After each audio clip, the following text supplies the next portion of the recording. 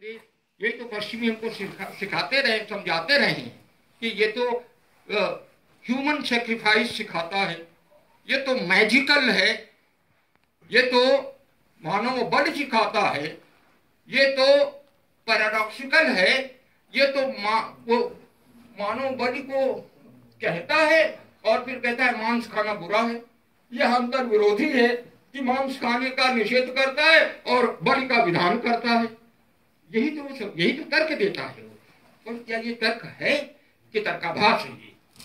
ये इस तर्काभास को हमको समझना चाहिए, उसको बताना चाहिए कि यह न तो निगम है न तो आगम है।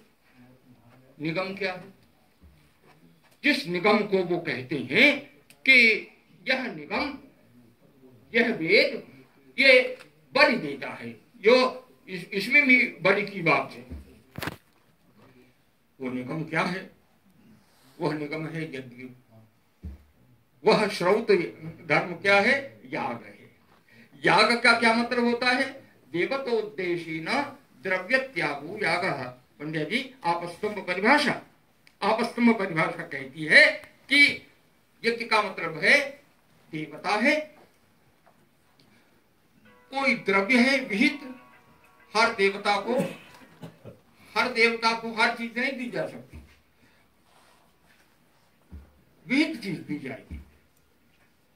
उनको क्षीर का कुछ देना होगा तो हवि होगी, क्षीर पाक होगा। उनको घृत देना होगा, दधि देनी होगी, दूध देना होगा, उनको पायस देना होगा तो वो एक रूप होगा। उनको सोम का रस देना होगा, वो दूसरी चीज होगी। उनको वो दिया जा सकता है, तत्त अंगों को भी दिया जा सकता है, वो भी होता है। जहां जिनका भोजन है वही तो देगा अपने उपास्य को, कहां से क्या देगा? तो इसलिए वो भी है, यहाँ कोई वर्जना नहीं है, अंतर विरोध नहीं है। लेकिन देवता है, उस देवता के लिए हम उसकी स्तुति करते हैं, शंसन करते हैं, वैदिक मंत्रों से या पौराणिक मंत्रों से उसका स्मरण करके हम उसकी महिमा को कहते हैं। जिस समय उसकी महिमा का गान होता है, जब वो मंत्र पढ़े जाते हैं, एक सांस में पढ़े जाते हैं तो शंसन कहलाते हैं। जब उनका हम गान करते हैं तो यस्यै देवतायै हविर्गृहीतम स्यात् ताम मनसा अनुध्यायेत् वशः करिष्यति। जिस देवता को के लिए आपने हवि हाथ में लिया है, उसकी स्तोत्र का, उसके सूक्त का आप पारायण कर रहे हैं, तो उस देवता के स्वरूप का हृदय में चिंतन करिए। यस्यै देवतायै हविर्गृहीतम स्यात् ताम मनसा अनुध्यायेत्, मन में उनका अनुध्यान करना चाहिए। वशः करिष्यन्, जब पूरा हो जाए तब फिर वहां पर जो ऋत्विज बैठे रहते हैं पुरोहित, उनमें से 4 ऋत्विज होते हैं। उनका ब्रह्मा कहता है, वो कहता है हाँ, तब वौषट, ऐसा वौषट कह के हमको अग्नि में डाल देते हैं। ये यज्ञ है। त्याग तो देवता है, द्रव्य है और त्याग है। तो यज्ञ क्या है? यज्ञ है अंततः देवता के लिए द्रव्य का त्याग। देवतोद्देशेन द्रव्य त्यागो यागः, त्याग है। यज्ञ का अर्थ ये नहीं है, और जिनके यहाँ जो होता वो उनकी चर्चा नहीं करते। हम किसी दूसरी परंपरा की आलोचना यहाँ करने के लिए नहीं खड़े होते। हम अपनी परंपरा की व्याख्या करते हैं, हम उसको समझने की कोशिश करते हैं। तो ये जो है हमारे यहाँ ये बलि नहीं है, ये त्याग है, और त्याग ही यज्ञ है। समस्त जो कुछ तुमको दिया है परमात्मा ने, इस परमात्मा को के दिए हुए को त्याग पूर्वक भोग करो। इस उपनिषद को याद रखिए। तो इसके द्वारा उसको आप करिए, ये त्याग है। लेकिन ये त्याग ध्यान करना बड़ा कठिन है। कोई प्रतिमा नहीं है यज्ञ में, कोई प्रतिमा नहीं होती, पर ध्यान करना है। भीतर ही प्रतिमा है, शब्दमयी है उनका विग्रह, उस पर ध्यान करना बड़ा कठिन होता है। तब काश्यपी ज्ञान कांड में वैष्णव आगम का, वैखानस आगम का जो ग्रंथ है काश्यपी ज्ञान कांड, वो कहता है कि इस कठिनाई से बचने के लिए भगवान कृपालु होते हैं, उन्होंने अमूर्त अर्चन से, जो कि यज्ञ है, उससे समूर्त अर्चन निकाल के दे दिया। कहा देखो ऐसा स्वरूप है, ऐसा स्वरूप बना लो, मूर्ति बना लो, फिर तो तुम्हारा ध्यान करना आसान हो जाएगा।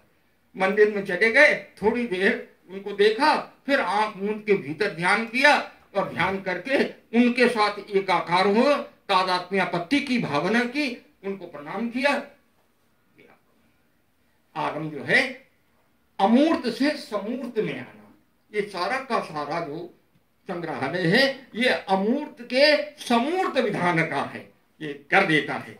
तो आगम का अर्थ हुआ हम अमूर्त उपासना बहुत बढ़िया चीज है, निर्गुण है, निर्विशेष है, निराकार है, लेकिन वही सगुण है, सविशेष है, साकार है।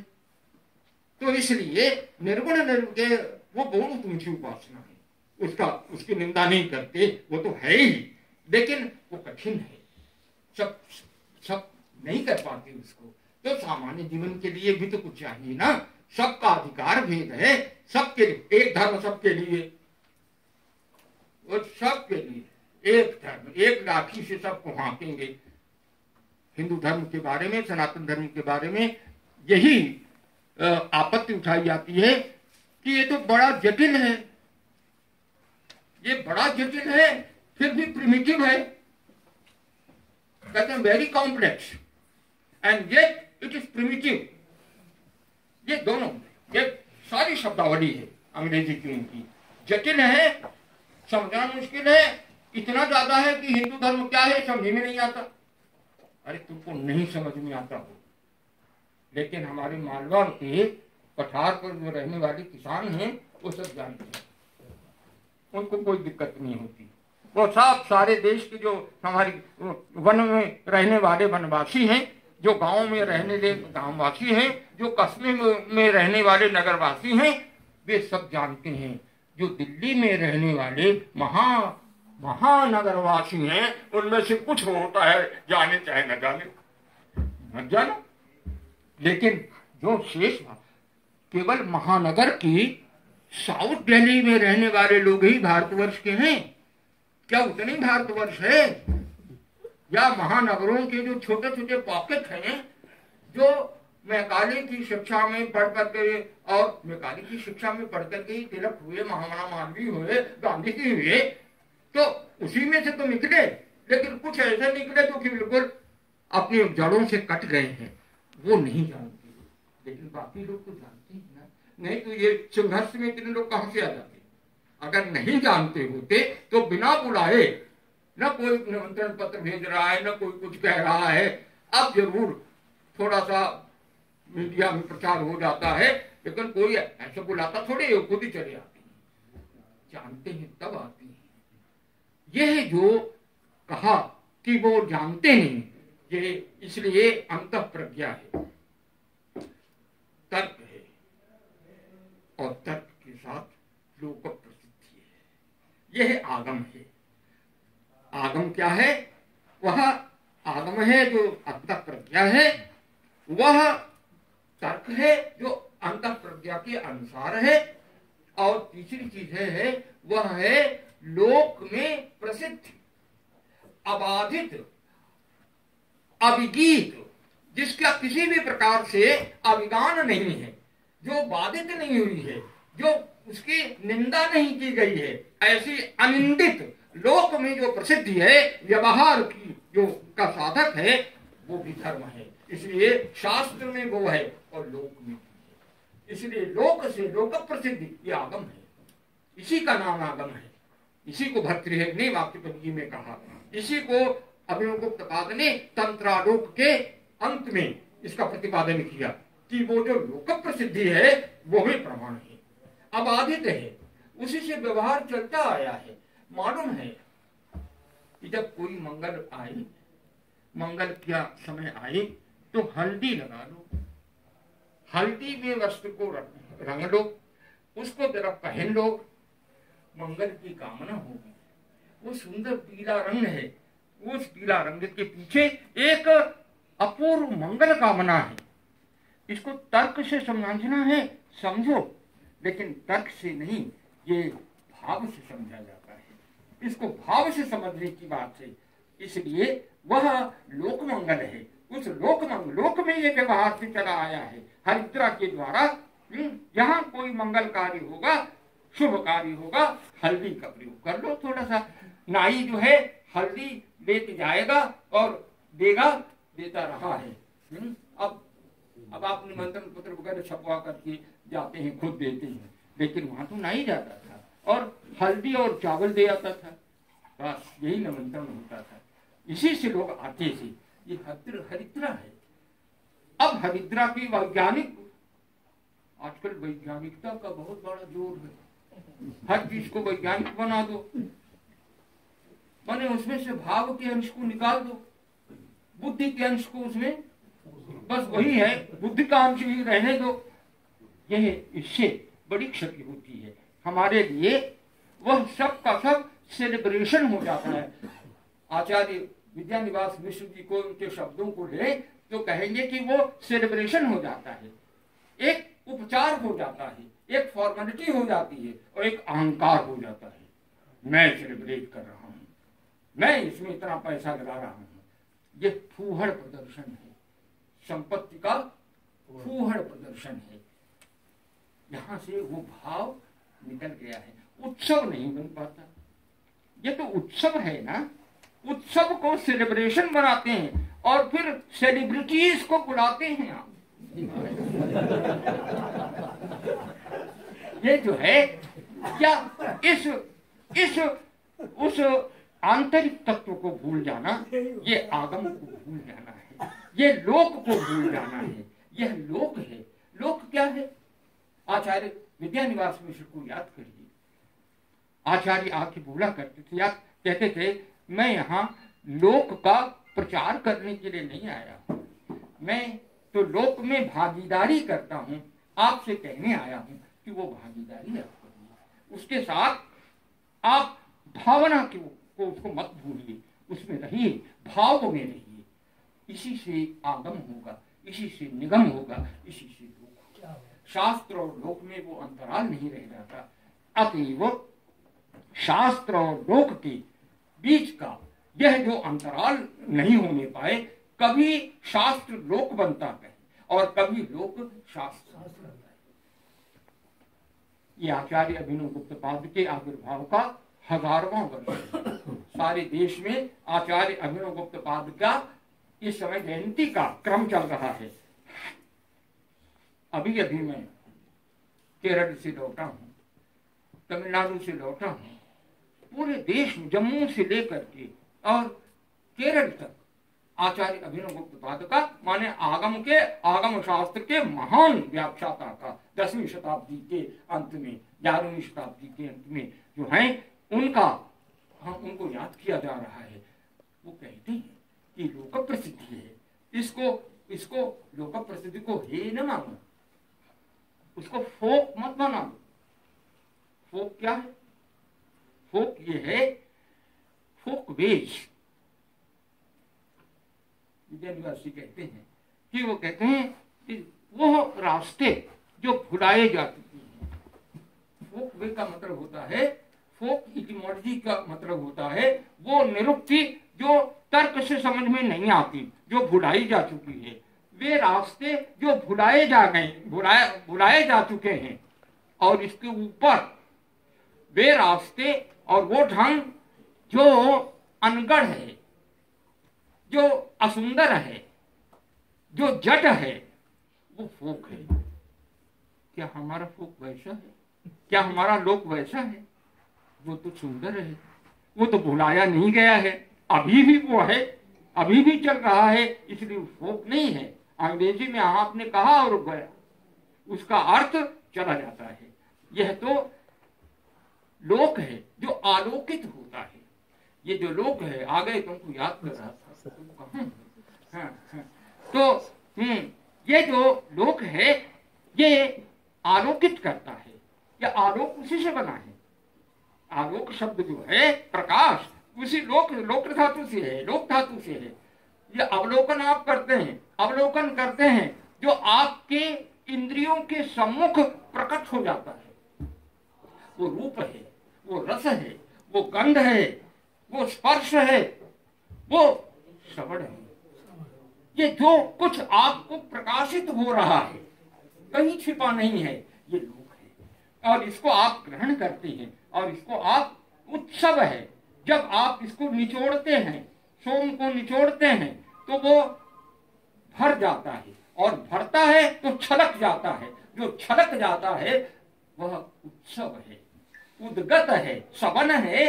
सवन माने निचोड़ना, और निचोड़ने से जो रस आए जब वो ओवरफ्लो कर जाए तो उसका नाम उसका नाम उत्सव है। वो उत्सव है। इस उत्सव को आप पान करते हैं, इसमें आप उसमें रहते हैं। ये फॉर्मेलिटी नहीं है, ये सेलिब्रिटी नहीं है, सेलिब्रेशन भी नहीं है, ये एकता है। इसलिए यह आगम लोक है, लोक की प्रसिद्धि है। लोक के द्वारा जो कुछ किया जा रहा है उसको रस लेना है, इसलिए यह लोक है। इसकी जो ध्वनियां हैं वो ध्वनियां हैं, उसकी ध्वनियां हैं। भय की एक ध्वनि है, आक्रोश की भी एक ध्वनि है, हर्ष की भी एक ध्वनि है, वसंत की एक ध्वनि है, बादल की एक ध्वनि है, तो मेघ की कुछ ध्वनि, पावस की एक ध्वनि है। ये सारी ध्वनियां जहां उत्सव बन जाते हैं वो संगीत है, वो नर्तन है। ये ध्वनि है, ये शोर नहीं है। ये जहां 50 लोगों को खड़ा कर दीजिए और वो केवल एक उत्तेजना में अंगों का संचालन करें और चिल्लाएं, ये वो नहीं है। ये वो है जो अनुस्वान है, जो अनुरणन है, जो हमारे जीवन में है। ऐसे संगीत को, ऐसे नृत्य को, ऐसी कला को जो उस पूरे आगम के आस्वाद से, आगम के दर्शन से, आगम के अनुभव से आता है, वो हमारा सौंदर्य का शास्त्र है, वो सौंदर्य का दर्शन है। और मैंने कहा कि वही शास्त्र लोक बन जाता है। जब शास्त्र बहुत नियमबद्ध होने लगता है तो वो फिर अपनी निजता को और प्रत्यग्रता को, ताजेपन को खो देता है। तब उसको फिर से लोक में आना पड़ता है।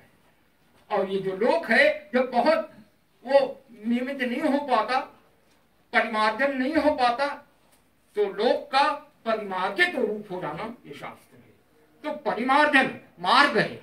मार्ग का क्या मतलब है? मार्ग का अर्थ होता है जो कहीं ले जाता है। मृग्यते, उसके द्वारा हम चल करके कुछ नया देखते हैं, और मार्जन करते हैं माने उसमें परिष्कार करते हैं। तो मार्जन और मार्गन दो शब्द हैं।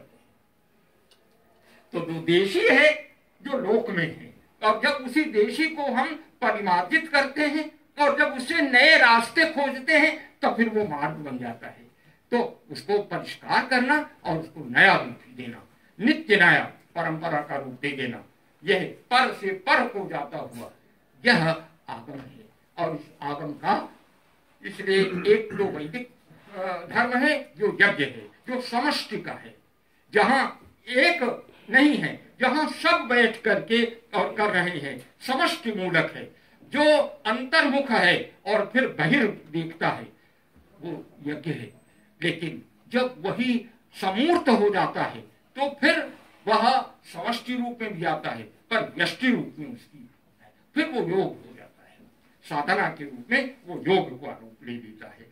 योग में रहते, ध्यान करते हुए आप उसको देखते हैं और आप वो कहते हैं कि ये बहुदेववादी हैं, इनके पास एक देवता तो नहीं, कहीं उसके पास, कहीं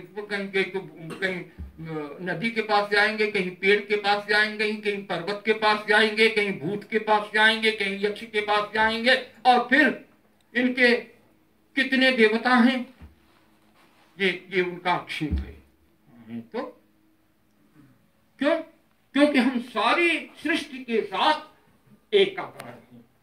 सृष्टि की जैसे नाना विधता में इसकी जो बहुविधता है उसके साथ होते हुए उसमें भीतर कहीं एकता है, उस एकता में जाते हैं। एक का अनेक होना और अनेक का एक होना, यह है। तो इसलिए यह मोनोथीज्म नहीं है, यह एकेश्वरवाद नहीं है। एकेश्वरवाद का क्या मतलब होता है? ये बड़ा गलत शब्द चला आया है। हम लोग अपने को एकेश्वरवादी भी घोषित करने की कोशिश करते हैं। हम एकेश्वरवादी नहीं है। एकेश्वरवाद का मतलब होता है उपास्य एक है, दूसरा नहीं। एक है ये तो चलो ठीक है, पर दूसरा नहीं पर ज्यादा जोर है। जिसे दूसरा नहीं, दूसरा अगर तुम पूछते हो तो गर्दन काट देंगे, मूर्ति तोड़ देंगे, मंदिर तोड़ देंगे। दूसरा नहीं है, तुम दूसरा कैसे बैठा रखा है तुमने, तोड़ो इसको। यह भंजकता जो है ये मोनोथीज्म है। भंजक हम नहीं है। एक है जो अनेक रूप में अभिव्यक्त होता है, एक का अनेक रूप में अभिव्यंजन, यह है अद्वैत। इसका नाम है अद्वैत। यह अद्वैतवाद है। यह एकवाद, एक ईश्वरवाद नहीं है। और बहुदेववाद तो है ही नहीं है, क्योंकि बहु होते हुए भी एक होना है। मैं अक्सर उदाहरण देता हूं कि मैं यहां खड़ा हूं, आपके लिए मैं वक्ता हूं, इस समय आप श्रोता। भाई जोशी जी के लिए मैं इनका पुराना मित्र हूं। कोई ऐसा है जिसके लिए मैं गुरु हूं, कोई और है जिसके लिए मैं पिता हूं, किसी और के लिए मैं खुद पुत्र हूं, मेरी माँ के लिए मैं ही पुत्र हूं, किसी के लिए मैं भाई हूं। तो एक होते हुए भी अनेक तो हूं, कहां से आप निषेध कर सकते हो? एक होते हुए भी अनेक होना ये उसका विलोम नहीं है। एक होते हुए अनेक की अभिव्यक्ति होती है, जैसे चाहे वो देख सकता है। तो इस प्रकार यह अद्वैतवाद कैसे प्रकाशित होता है, कैसे आता है, और कैसे वेद में भी है। वहां एकम सद विप्रा बहुधा वदन्ति। एक होते हुए जो बुद्धिमान लोग हैं उसको नाना रूपों में कहते हैं। क्योंकि राह एक नहीं हुआ करती। शमशेर जी कहा करते थे, राह तो एक थी हम दोनों की, आप किधर से आए गए? हम तो लुट गए पिट गए, आप जो राजभवन में पाएंगे। राह एक होने पर बड़ा खतरा है। आप यहाँ चल के आएंगे, आपका रास्ता दूसरा है, आप आएंगे, आपका रास्ता दूसरा है। आप चलेंगे, यहाँ आएंगे, गंतव्य एक होता है, राह एक नहीं हुआ करती। अच्छा, तो इसलिए राह एक बताने की कोशिश मत करिए। राह तो बहुत होगी ही, गंतव्य एक होगा। उस लक्ष्य की एकता की बात करिए। इसलिए यह जो हमारी विविधता है वो राह की विविधता है, गंतव्य की नहीं, लक्ष्य की विविधता नहीं है। लक्ष्य तो एक ही है, लक्ष्य तो सबके द्वारा एक ही प्राप्त होता है। आगम और निगम इन दोनों को बताते हैं, और इसलिए आगम मूर्तता का अभिधान करता है। अब मैं आऊं कि ये आगम और क्या है? मूर्त है ये तो ठीक है, रूप है, वह नाद है, वो शब्द है, और वो रूप है। उसमें वो ये कहता है कि जो हमारी वह सविशेष है, सगुण है, साकार है। वो सगुण है, इसका सविशेष है। इसका क्या मतलब है कि हम क्या हैं? जरा हम अपने भीतर देखें कि हम क्या हैं। तो हम वो हैं जो बोल रहा है, जो बोल रहा है, जो बोल रहा है, वक्ति थी जो बोल रहा है, और उच्चते इति। हम दोनों हैं, जो बोल रहा है और जिसके द्वारा हम बोल रहे हैं वो शब्द भी हम हैं। तो हम वह बोलने वाले भी हैं और हम उसके प्रकाशन का माध्यम भाषा भी है, शब्द भी है। तो हम चेतना भी है और हम शब्द भी, दोनों एक है। शब्द और चेतना ये दोनों एक है शब्द में, और हम केवल प्रकाश मात्र नहीं, ज्ञान मात्र नहीं है। केवल ज्ञान मात्र होते, शुद्ध प्रकाश होते, शुद्ध चैतन्य होते। शुद्ध चैतन्य होते तो हम शांकर मत के शारीरिक भाष्य के दर्शन के अनुसार होते, हम शुद्ध चैतन्य मात्र होते। भगवान शंकराचार्य ने बौद्धों को के तर्क का उत्तर देने के लिए एक विशिष्ट तर्क शैली का इस्तेमाल किया और कहा कि हम शुद्ध चैतन्य हैं। उपनिषद की व्याख्या शुद्ध चित्त के रूप में थी। क्यों? क्योंकि बौद्धों का कहना था कि भीतर कोई एक सतत चेतना है नहीं, चेतनाओं की श्रृंखला है। वाह वाह शुगी, आई आई आई। तो यह जो चेतनाओं की श्रृंखला है, संतति है। चेतना हर कुछ भी यहाँ स्थायी नहीं है, कुछ भी ध्रुव नहीं है, हर क्षण ये विनाशी है और उस क्षण संतान ही हम हैं। तो हम क्या हैं? इस तरह से हम कोई अनुभव है और हम कोई ज्ञान है।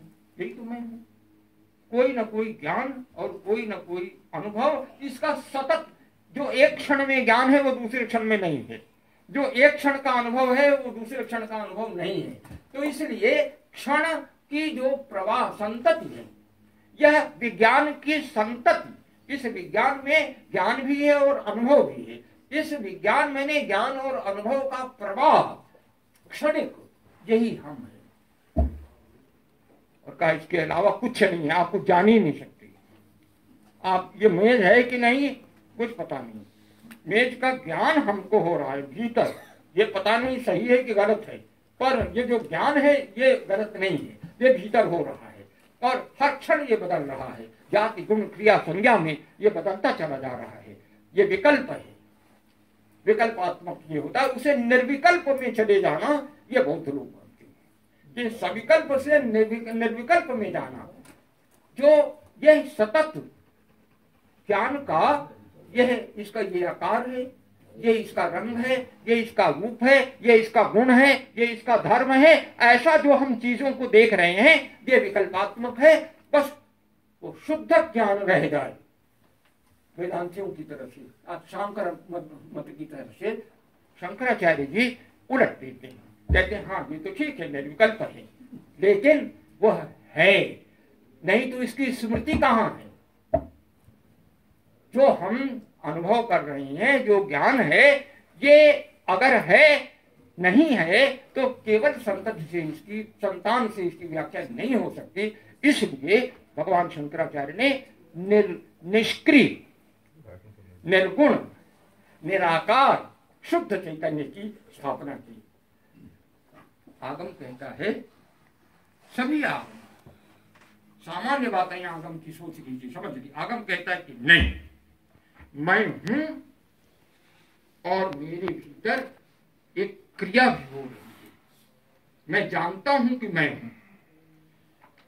शुद्ध प्रकाश यदि इसी रोशनी की तरह है तो प्रकाश क्या करता है?